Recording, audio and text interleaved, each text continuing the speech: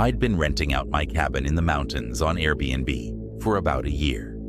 It was the perfect place for weekend getaways. Isolated, with incredible views, and a cozy interior. Most of my guests were respectful, leaving the place just as they'd found it. But one weekend, I had a booking that left me uneasy from the start.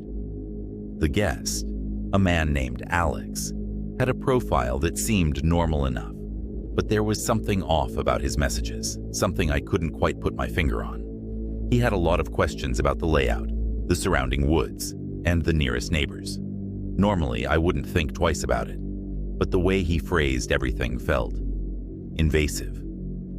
Alex was scheduled to check out by noon on Sunday. I got a notification saying he'd left a review, so I figured he was gone.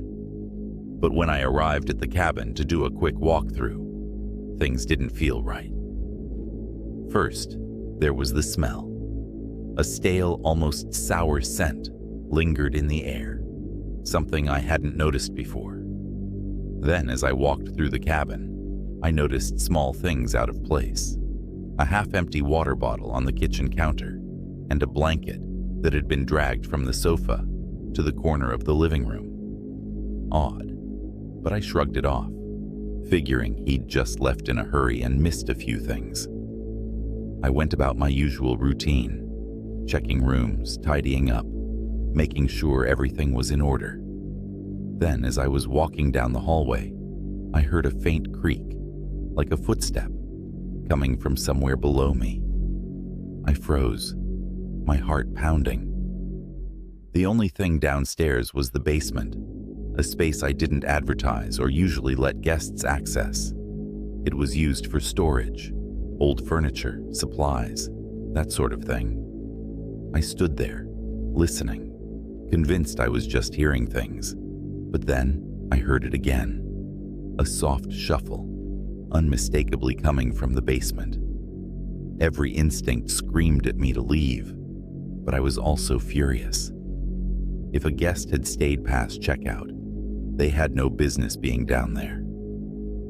Gripping my phone tightly, I walked to the basement door, my footsteps careful and quiet. I slowly turned the knob, cringing as it creaked open, and peered down the stairs.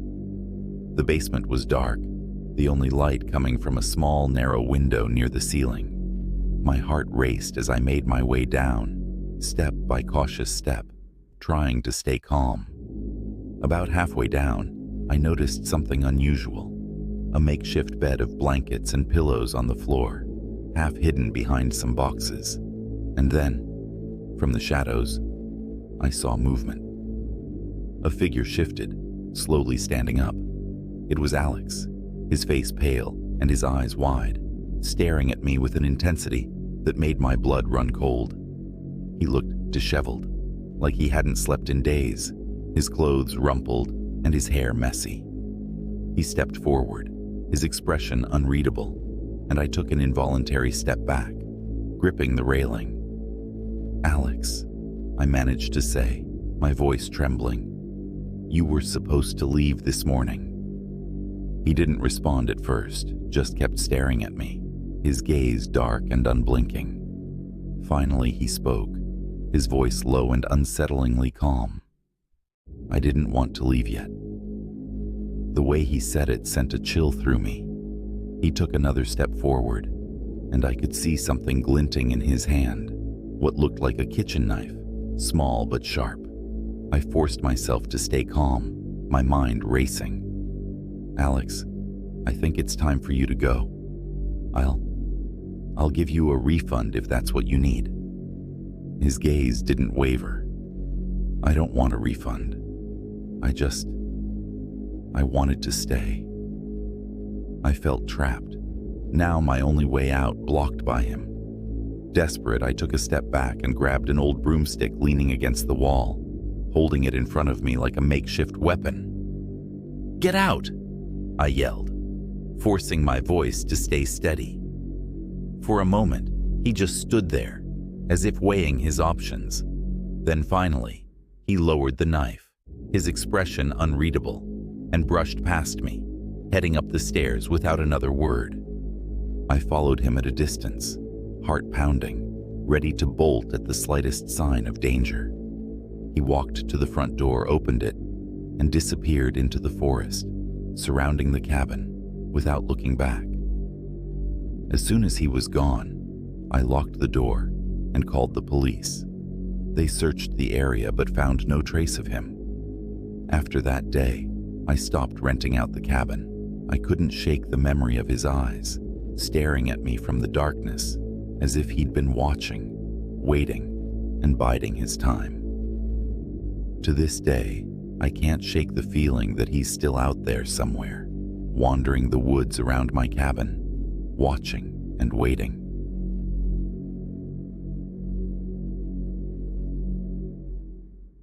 It was supposed to be an easy night.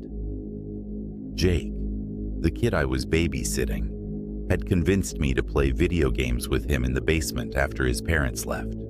I figured there was no harm in it. He was only 8, but he could take down anyone in Super Smash Bros. Without breaking a sweat. The basement was cozy, lit by the glow of the TV, and we were laughing and shouting over our victories and losses.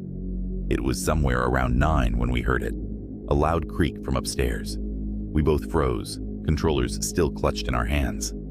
I turned down the volume on the TV, trying to listen. Another creak, and then, unmistakably, the sound of footsteps moving through the living room. "Did your parents say anyone was coming over?" I whispered to Jake, hoping it was a neighbor, or maybe they'd forgotten something. But he shook his head, his eyes wide with fear. Then came the sound of the basement door slowly swinging open. It creaked as it did, filling the silence in the basement with a dreadful groan. I motioned to Jake, and we both ducked behind the old sofa, crouching as low as we could. I held my breath, heart pounding so loud I thought it would give us away. We were hidden in shadow, just close enough to see the door at the top of the basement stairs, now wide open. A figure standing there, backlit by the dim light spilling in from the hallway above. The man took a step down the stairs, his footsteps slow and deliberate. I could see the outline of him, a tall figure, unkempt, his posture slouched but alert. He took another step, the creak of the wood sending a chill down my spine. I held Jake close, trying to keep him calm, feeling his small hands trembling in mine. I reached into my pocket and slowly, silently, turned my phone's ringer off, then dialed the police, praying they would hear me whisper, "Please, someone broke in. We're hiding in the basement. Hurry." I heard the dispatcher on the other end, but I dared not speak any louder. She assured me help was on the way and to stay hidden. The man's footsteps grew louder as he descended, moving closer. We could hear him muttering to himself, low and grumbling. I strained to catch what he was saying, but the words were garbled, nonsensical, like he was talking to someone who wasn't there. Then he stopped, just a few feet from where we were hiding, his heavy boots turning in our direction. He was close enough now that I could see his face in the dim glow from the TV. His eyes were wild, darting around, and he held something in his hand, a crowbar, gripped tightly, the metal catching the light. Jake's grip on my arm tightened, and I felt him start to shake. I squeezed his hand, silently begging him to stay quiet, to stay still. We both held our breath as the man took a step forward, peering into the darkness, sniffing the air like he could sense us hiding. He muttered again, louder this time. "I know you're down here," he rasped, his voice hoarse and scratchy, like he hadn't spoken in days. Every muscle in my body screamed to run, but I knew we wouldn't make it up the stairs without him hearing. He took another step closer, the crowbar scraping against the wall, leaving a long, jagged mark on the plaster. The sound was excruciating, setting my nerves on edge. Suddenly, we heard a faint, distant sound, a police siren approaching, growing louder. The man froze, his head whipping toward the door at the top of the stairs. His expression twisted in frustration, and he let out a low growl. For a moment, he just stood there, indecisive, before finally turning and bolting back up the stairs, the basement door slamming shut behind him. I waited, listening to his footsteps pounding through the house, the front door swinging open and slamming shut as he fled. A few minutes later, I heard the police officers calling from upstairs. Only then did I let myself breathe, hugging Jake tightly as we both trembled with relief. The officers searched the house and found no sign of him, but they told me the front door had been left unlocked, that he'd just walked right in. They never caught him, and for weeks, I couldn't shake the memory of those eyes, wild and unhinged, as he stared into the darkness, almost finding us.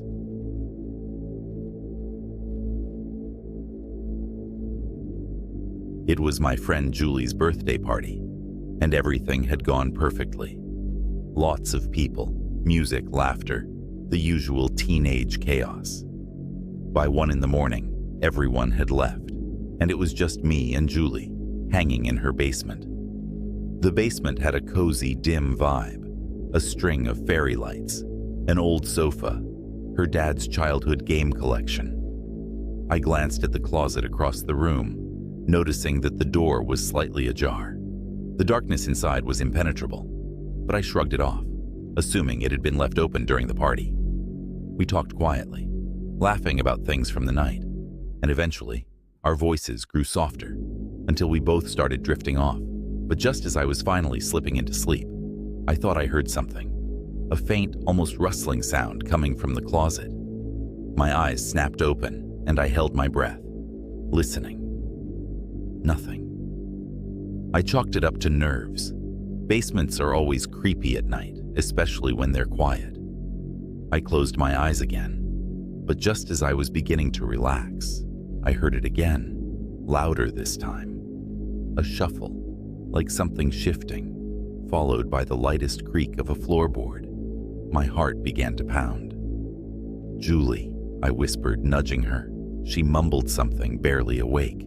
"Julie, do you hear that?" She groaned, turning to face me with one eye half open. "Hear what?" "Listen." I pointed towards the closet, and this time, even in the silence between us, we both heard it. A faint, shallow breath.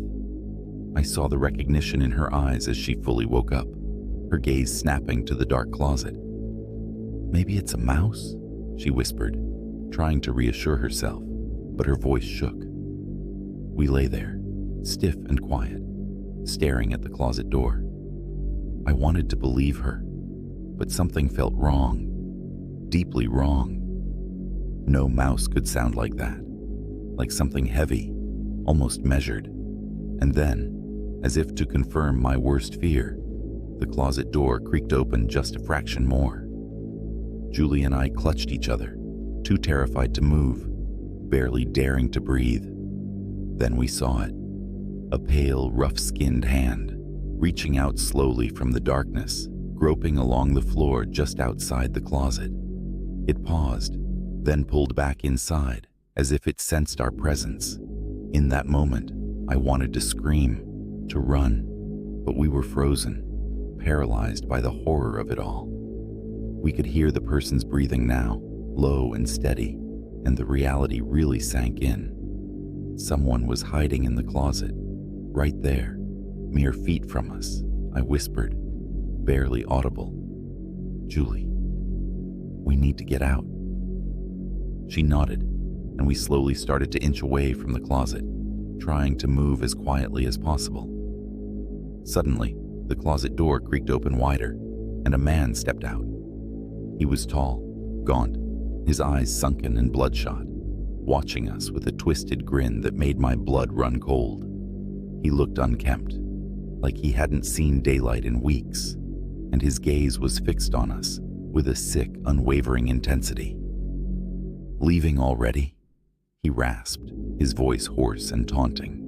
He took a step forward, blocking our path to the stairs. Panic surged through me, and Julie grabbed my hand. We backed up, inching toward the opposite corner of the basement, our only escape cut off. My mind raced, looking for anything we could use to defend ourselves, but all I could see was his dark figure advancing. Then Julie whispered, "The window." In a single desperate motion, we sprinted to the small high window in the back of the basement. Julie scrambled up first, managing to unlock it, but as I tried to pull myself up, I felt a cold hand wrap around my ankle, yanking me back with surprising strength. Julie screamed, kicking at his arm, and I used the moment to pull myself free. We didn't stop running until we were halfway up the street, only daring to look back once we saw her house fading in the distance. The police arrived within minutes after we called, but when they searched the basement, the man was gone. They believed the man had slipped in during the party. To this day, I can't shake the feeling of his hand on my ankle, the dark, twisted grin that haunted my nightmares for weeks after. I'll never forget the feeling of lying in that dark basement, unaware of the silent threat hiding just a few feet away.